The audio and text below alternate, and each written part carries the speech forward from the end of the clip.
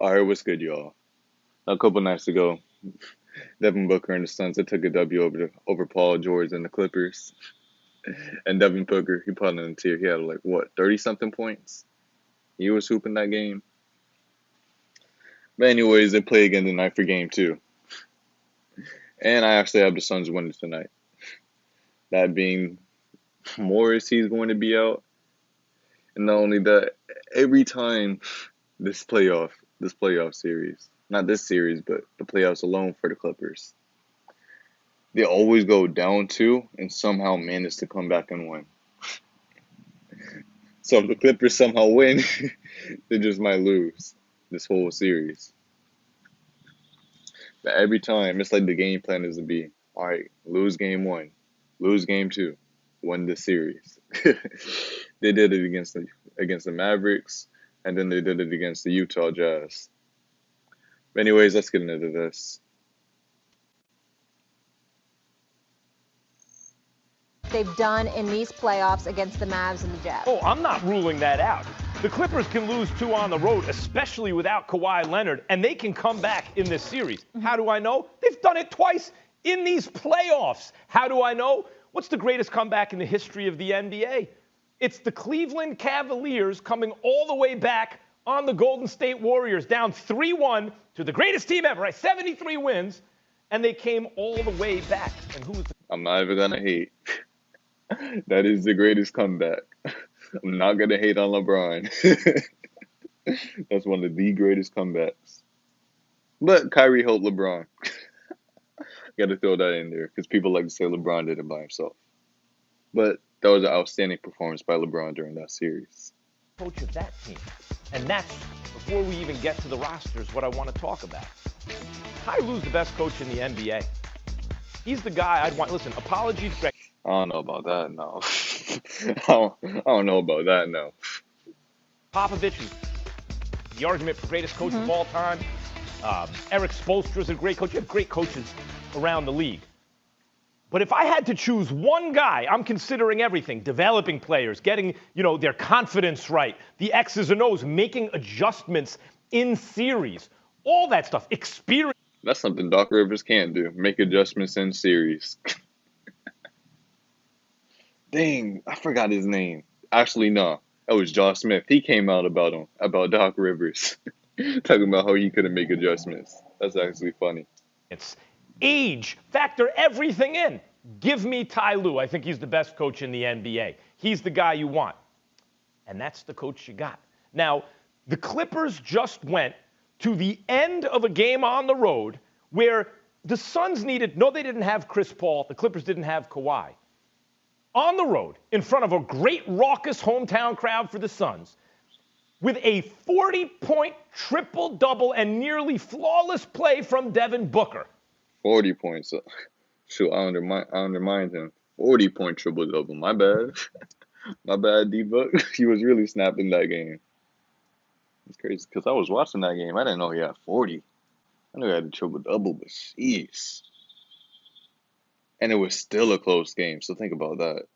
The Clippers came that close to winning the game. No Kawhi. That close to winning the game. By the skin of their teeth, they lost. If they lose another competitive game to the Suns on the road, can they come back and win this series, provided Kawhi comes back? Do they have a Finals MVP on the team? No, they have a two-time Finals MVP on the team if Kawhi's playing.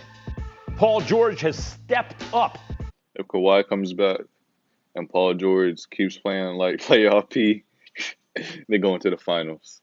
Sorry, D-Book. Even if Chris Paul comes back, Kawhi is just that good of a player. And playoff P, it now goes back to meaning like actually he can play when it matters most. They have an excellent supporting cast. Playoff Rondo and the best coach in the game. Yes, they can. And it seems like they're going to be playing Rondo more this series than they did last series. There's some games Rondo ain't even dressed out. Still got his hoodie and sweatpants on the bench. Junk was crazy to me, but maybe they were saving him for Chris Paul. Because they know Rondo, he can get on the Chris Paul skin pretty easily. Do it again. All the Suns will have done if they win the first two games is defend home court. Yeah. Clippers still going to have to win a game on the road, but the The answer is you cannot count them out. They can do it. And Max, the other thing I want to point out, you talked about Paul George stepping it up. Post-game press conference after game one, he talked about that. Now we're just going to go back, watch the film, and work on those adjustments that you said Ty Lue is so fantastic at. I think we have Stephen A. now. Mr. Smith, you with us, sir? I can hear y'all fine. I can't see y'all, but I can hear you. How y'all doing? We can see see you. You're looking good. All right, so Stephen A., tell me this. If the Clippers lose tonight and they go down 0-2, do you think they'll come back again like they have in this playoffs we saw with the Mavs and the Jazz? No.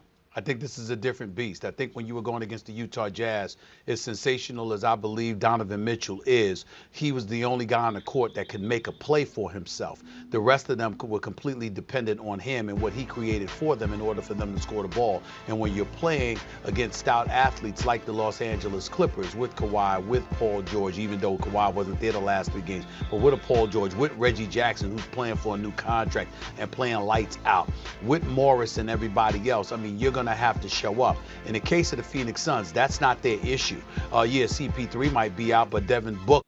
I mean, it's the same thing, though. I mean, CP3's out, so what? You only got Devin Booker creating his own shot now. Or maybe Cameron Payne, maybe. He has a nice handle. But it's not like Cameron Payne's going to go out there and get you 20 a night.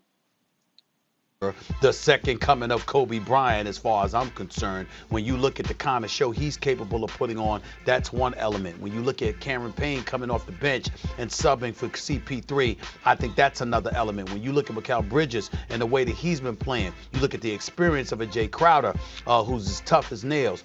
All of these different things, you've got guys that are capable of creating their own shots and making things happen and able to match the athleticism that the Los Angeles Clippers are going to be able to throw at them, if not exceed it. So when I look at it from that perspective, I say if you go down 0-2, now the question is, are you going to beat the Phoenix Suns, the number 2 seed in the entire NBA? Are you going to beat the Phoenix Suns 4 times over the next 5 games? I can see it. Really, next 6 games. Because they haven't played tonight. But yeah, I can see it happening. It's going to be hard. I'm not going to say they're going to beat them in 5? Beat them in 5, no. But it's possible they can win. I do not see that happening. If the Los Angeles Clippers don't win this series tonight, I think they win this game tonight. I think they lose the series. And there's no disrespect. I mean, you look at Ty Lue and the kind of adjustments he's capable of. My only thing is this. They said this each and every time. They said this each and every time when it came to the Mavericks, then when it came to the Utah Jazz. So to do it again, it won't surprise me. It won't shock me at all. Making hats off to him, the great job that he has done. Brooklyn misses him. They should have hired him. The Lakers missed him. They should have hired him. Well, Man, Lakers did not have fired Tyronn Lue. You know why? Tyronn Lue does a good job coaching. Man, look at LeBron being a good coach. And that's no shot at LeBron. That's not even a shot at LeBron. That's a shot at his fanboys. Every time LeBron has a good coach, man, LeBron's never been coached by someone good. Clippers got him, and he's done a hell of a job this postseason, no question about it. But in the end, without Kawhi Leonard and being down 0-2, ultimately with CP3 coming back, we know he's coming back. We don't know that about Kawhi Leonard. All depends on who comes back first and how fast they come back. Los Angeles Clippers lose game 2. Los Angeles Clippers lose this series. Listen, all the Suns will have done is defend home court. Like every series that has ever been played, either we go up, home team may be in trouble, team with home court, they lost home court. You know, all you need to do is get a split on the road, or, okay, they defended home court. Now, you're right. On one other factor. Once Terrence Mann starts shooting the ball this game, at least game 2, and the games beyond, even if Chris Paul comes back, it still gives them a chance to win. Because Terrence Mann, he wasn't getting that many looks, especially after his 37-point game against the Jazz. He wasn't getting that many looks. So I'm assuming he's going to get more touches this game. Clippers. I actually think he only shot 4 times? Something like that. Even so, he still hit a big 3 towards the end of the game. Have to get a win on the road. I don't see that happening without Kawhi Leonard. They don't have Kawhi Leonard. They lose game 2. Of course, they're going to lose. Terrence Mann can play. And you and I had been talking about that earlier in the season. The kid can play. Oh wow, look at that. Funny how I misses Terrence, man. He's not Kawhi Leonard. But if Kawhi comes back, this team is excellent in terms of its top stars, MVP caliber, especially in the finals, in the playoffs. We've seen Kawhi do that. They have a second banana in Paul George, who has stepped up. Mentioned Rondo. You mentioned the play of Reggie Jackson. I have a hard time saying Paul George is a second banana now. It's more like Kawhi is 1, Paul George is 1A now. Before, when it was playoff P, he was second banana. Not playoff P, pandemic P, my bad. Pandemic P is second banana. And now Paul George, he's like a 1A. This man stepped up, and he can actually play. That's not a fluke. Morris, et cetera, et cetera. Well, they got a really good and deep team, Stephen A., and the best coach in the business. Well, I get where you're coming from, Max, and we can't summarily dismiss that, particularly with what we've seen from the Clippers. But I do think it's important to ask yourself the other question that I posed a bit earlier. Could you see the Phoenix Suns losing 4 times over the next 5 games? We've seen no evidence of that. As a matter of fact, the only thing that comes close to qualifying as evidence when you're talking about the Phoenix Suns is if you're willing to say, excuse me, they're kind of allergic to prosperity because throughout this season they've been known to give up some big leads. They get a bit comfortable with themselves once they know they could blow somebody out and run them out of the gym. You know what? They tend to slack off a little bit. You could make that argument. And here's another argument. I don't see Devin. And they made the same argument with KD. And KD dropped 49 in like 40 minutes or 49 minutes or something like that, where he played the whole game against the Bucks in Game 5. Yeah. No one sees Devin Booker going for a 40-point triple-double this game. Now, if Devin Booker does that 2 games in a row, shoot. But no one sees Devin Booker keeping that up consistently. That's another factor that plays into it, which is why they can win again. The Clippers. That's about it.